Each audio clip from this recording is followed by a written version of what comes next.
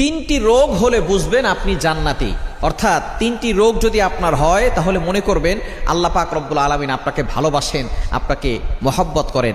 যাদেরকে আল্লাহ তাআলা ভালোবাসেন, মহব্বত করেন, তাদেরকে আল্লাহ তাআলা বিভিন্নভাবে পরীক্ষা করেন। তার ভিতরে একটা পরীক্ষা হচ্ছে অসুস্থতার নিয়ামত দিয়ে আল্লাহ তাআলা পরীক্ষা করেন। মনে রাখবেন, সুস্থতাও আল্লাহর নিয়ামত, অসুস্থতাও আল্লাহর নিয়ামত। আমরা অসুস্থ হয়ে গেলে অনেক সময় আল্লাহকে অভিযোগ করে বসে, আল্লাহ আমার কি দোষ ছিল? কত মানুষ সুদ খায়, ঘুষ খায়, তার কোনো সমস্যা হয় না, আল্লাহ তুমি শুধু আমাকে দেখো, খবরদার এরকম অভিযোগ করবেন না। সুতরাং অসুস্থ হলে তিনটি রোগ যদি আপনার হয়, মনে করবেন যে আল্লাহ আপনাকে ভালোবাসে এবং আল্লাহ আপনাকে জান্নাত দিতে চাচ্ছেন। এক নাম্বার হচ্ছে যদি জ্বর হয়। জ্বর ঠান্ডা আমাদের অনেকেরই হয়।